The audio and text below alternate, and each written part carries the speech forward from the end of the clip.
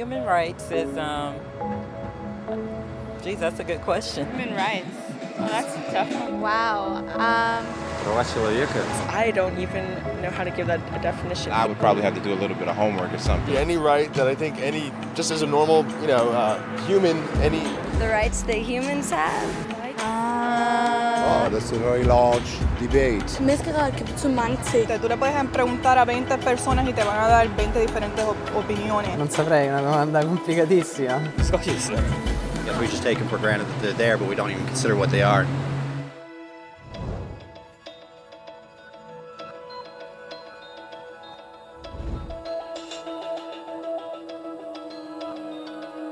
Direitos humanos são direitos que você tem simplesmente porque é humano. É como você instintivamente espera e merece ser tratado como pessoa, como o direito de viver livre, falar o que pensa e ser tratado como igual.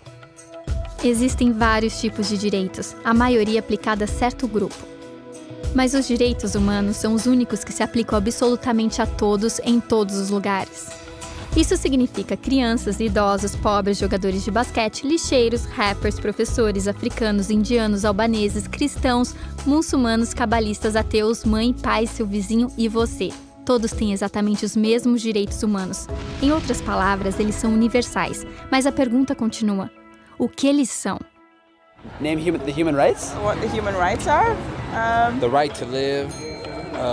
Equality between all peoples. Right to religion, the right to... Is there supposed to be a list somewhere I should be aware of? De acordo com as Nações Unidas, existem no total 30 direitos humanos, que são normalmente agrupados e chamam-se apenas direitos humanos. Todos eles aparecem na Declaração Universal dos Direitos Humanos, que é o documento mais aceito no mundo sobre o assunto, mas demorou muito para chegar. No início, não havia direitos humanos. Se você estivesse no lado certo, estaria seguro. E se não estivesse, bem, não estaria. Então um homem chamado Ciro o Grande decidiu mudar aquilo. Depois de conquistar a Babilônia, ele fez algo completamente revolucionário. Anunciou que todos os escravos eram livres. Ele também disse que as pessoas tinham o direito de escolher suas religiões, não importando de que grupo faziam parte. Eles registraram suas palavras em um tablete de barro conhecido como Cilindro de Ciro. E foi assim que nasceram os direitos humanos. A ideia espalhou-se rapidamente para a Grécia, Índia e finalmente para Roma. Eles perceberam que as pessoas seguiam naturalmente certas leis, mesmo se não fosse dito. Eles chamaram isso de lei natural, mas continuou a ser ignorado por quem estava no poder. Até que 1000 anos mais tarde, na Inglaterra, finalmente levaram o rei a concordar que ninguém poderia anular os direitos do povo, nem mesmo um rei. Os direitos das pessoas foram finalmente reconhecidos e agora estavam salvos de quem estava no poder. Ou quase. Rebeldes britânicos declararam independência antes que o rei percebesse que todos foram criados com direitos iguais. Não que ele tivesse gostado da ideia, mas não podia pará-los, e surgiram os Estados Unidos da América. Os franceses imediatamente seguiram com sua própria revolução pelos seus próprios direitos. A lista deles era ainda maior. E eles insistiram que esses direitos não foram inventados, eles eram naturais. O conceito romano de lei natural se tornou direitos naturais. Infelizmente, nem todos ficaram satisfeitos. Na França, um general chamado Napoleão decidiu derrubar a nova democracia francesa e coroar-se imperador do mundo. E ele quase conseguiu, mas os países da Europa uniram forças e o derrotaram. Os direitos humanos eram novamente um tema polêmico. Eles fizeram acordos internacionais para garantir muitos direitos pela Europa, mas somente na Europa.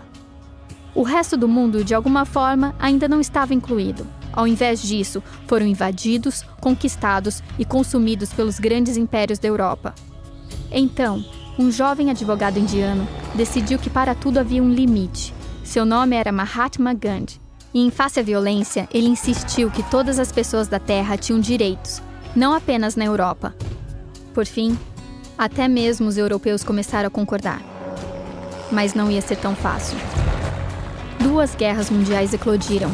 Hitler exterminou metade da população judaica da Terra em campos de concentração terríveis. Ao todo, 9 milhões de pessoas morreram. Nunca os direitos humanos estiveram tão próximos da extinção. Nunca o mundo esteve tão desesperado por mudança. Então, os países da Terra juntaram-se e formaram as Nações Unidas. Seu propósito básico era reafirmar a fé nos direitos humanos fundamentais e na dignidade e valor da pessoa humana. Mas o que são os direitos humanos? São a Proclamação de Ciro, a Lei Natural de Roma, a Declaração da França.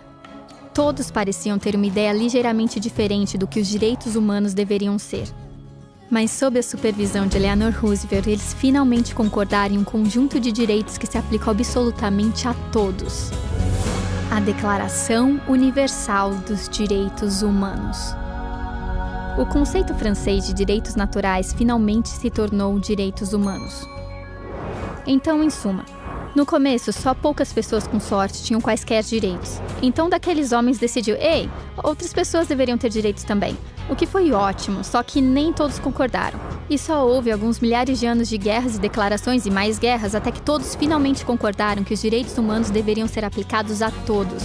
E todos viveram felizes para sempre. Só que havia um pequeno problema. Se as pessoas têm direitos à alimentação e abrigo, por que 16 mil crianças morrem de fome todos os dias? 1 a cada 5 segundos. Se as pessoas têm liberdade de expressão, por que milhares estão aprisionadas por dizerem o que pensam? Se as pessoas têm direito à educação, por que mais de 1 bilhão de adultos são incapazes de ler? Se a escravidão foi realmente abolida, por que 27 milhões de pessoas ainda são escravizadas hoje em dia? É mais que o dobro que em 1800. O fato é que, quando a Declaração Universal dos Direitos Humanos foi assinada, essa não tinha a força da lei. Era opcional. Apesar de muitos documentos, convenções, tratados e leis, ainda é um pouco mais do que palavras em uma página. Então a questão é, quem tornará essas palavras uma realidade? Quando o Dr. King marchou pela igualdade racial, ele estava marchando por direitos que eram garantidos pelas Nações Unidas há quase 2 décadas. Mas ainda assim ele marchou. Quando Nelson Mandela lutou por justiça social nos anos 90, seu país já havia concordado em abolir a discriminação por mais de 40 anos. Mas ainda assim ele lutou. Aqueles que lutam hoje contra a tortura, pobreza e discriminação não são gigantes ou super-heróis. São pessoas. Crianças, mães, pais, professores, indivíduos de pensamento livre que se recusam a ficar calados, que compreendem que os direitos humanos não são uma lição de história, palavras em uma página, não são discursos, propagandas ou campanhas de relações públicas, são as escolhas que fazemos diariamente como seres humanos, são as responsabilidades que todos compartilhamos, respeitar uns aos outros, ajudar uns aos outros, e proteger aqueles que precisam. Como disse Eleanor Roosevelt, afinal, onde começam os direitos universais? Em pequenos lugares perto de casa, tão perto e tão pequenos que eles não podem ser vistos em qualquer mapa do mundo. No entanto, estes são o mundo do indivíduo, o bairro em que ele vive, a escola ou universidade que ele frequenta, a fábrica, fazenda ou escritório em que ele trabalha. Tais são os lugares onde cada homem, mulher e criança procura igualdade de justiça, igualdade de oportunidade, igualdade de dignidade sem discriminação. A menos que esses direitos tenham significado aí, eles terão pouco significado em qualquer outro lugar.